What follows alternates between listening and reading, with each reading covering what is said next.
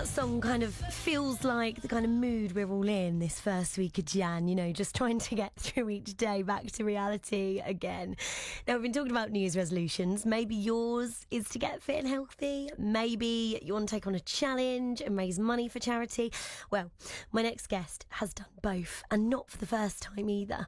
So Kamal Chichita from Northamptonshire has walked 2,500 kilometres from Vienna to Istanbul as part of the Sultan Trail, and joins me now live on the line. He was going to make the journey in, but of course with road safety we chose not to do so. So thank you for joining us over the phone tonight, Kamal. And why did you take on this challenge? Are you still with us, Kamal? You know what? We'll make sure that he's there in a few minutes' time. We seem to have lost him. Should we? Let's blame Storm Hank. Can you hear me now? Oh, there we go. Perfect, I can hear you now. Thank you so much. Just in case you didn't hear my question, Kamal, I was just asking you why you took on this challenge in the first place of walking from Vienna to Istanbul. Yeah, all started with the first lockdown we had, and I wanted to do something in my village, walking, and I decided to do my first walk with the Camino de Santiago. And the second was the Via Francigena. The Camino Santiago was 800 kilometers, and the Via Francigena last year was 2,040 from Canterbury to Rome. And suddenly I decided to do the Sultan Trail because of a memory of one of my friends who worked with me in London, committed suicide, and he never showed any sign of doing something like this. And his sister called us and said, my brother killed himself. And I said, what I'm going to do is to do this walk on his memory, to walk from Vienna to Turkey. This is what I've done, it to raise money for mental health. And of course, with that, you raise awareness as well. So it's a fantastic thing that you've done. How long did it take you? My plan was to do the Southern Trail the Sultan Trail is 2,500 kilometers. Around 1,550 miles, and my plan was to do it in 62 days. But in theory, if you do it normally, it would take 115 days. And I've done it instead of 62 days. I've done it in 56 days, walking 45 to 60 kilometers a day. Wow. Okay. I mean, that sounds like I'm just hearing that you're super fit. So did you have to train for this? I know you've done lots of other walks previously, but there must be some intense training for this, surely. Yeah, I had to go to Wales to do the Snowdon Hill, and also I've done the Yorkshire Pit, the 3 pits Yorkshire. So to try to keep fit, the thing is, it's not something you put a rucksack in your back and say, okay, I'm going to do 2,500 kilometers. It doesn't work like this. You need to be fit. And myself, I'm asthmatic. So doing my training helped me to breathe better and to be strong on my lungs and my legs. So I went through 8 countries, like from Austria to Slovakia, Hungary, Croatia, Serbia, Bulgaria, Greece, and Turkey. So it was tough. It was tough because I was lonely.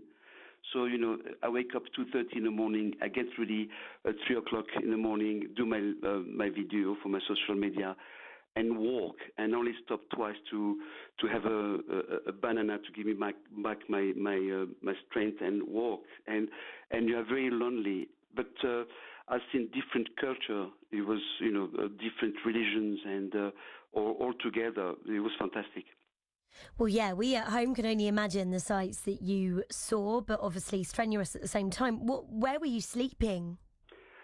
So the story of the Sultan Trail is more to do, if you walk, many people do go on the camping site, but I stayed in a B&B and Airbnb as well, and I don't think the camping was for me, because when you do 45k, 50k, the only one thing you want to do is to arrive to a room, take your hiking books, your clothes off, and have a nice shower and have a nice dress and a proper bed.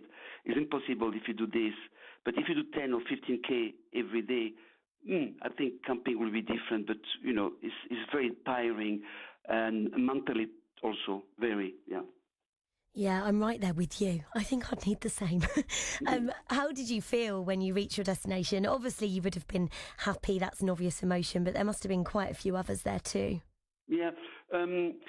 I tell you the truth. The first 7, 8 days walking from Vienna, and I had some blisters because I had a new pair of shoes. I didn't break it, so I had blisters, and I rang twice my wife saying, "Listen, I can't. I'm not going to do it. I can't." I lost the confidence, and it was hard to begin. And after that, I said, "I have to do it.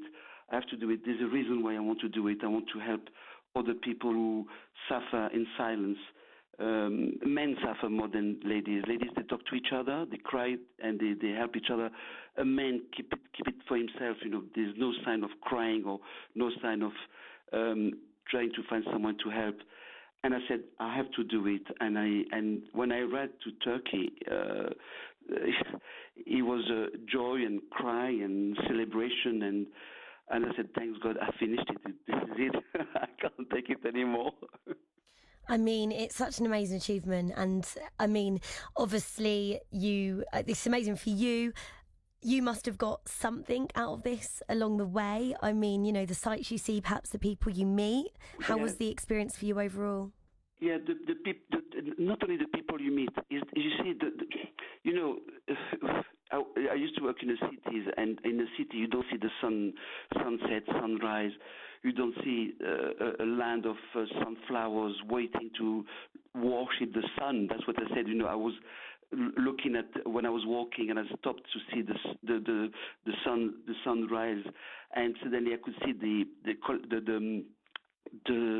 sunflowers getting up, and they're looking at the sun, towards the sun. I mean, you can't beat that.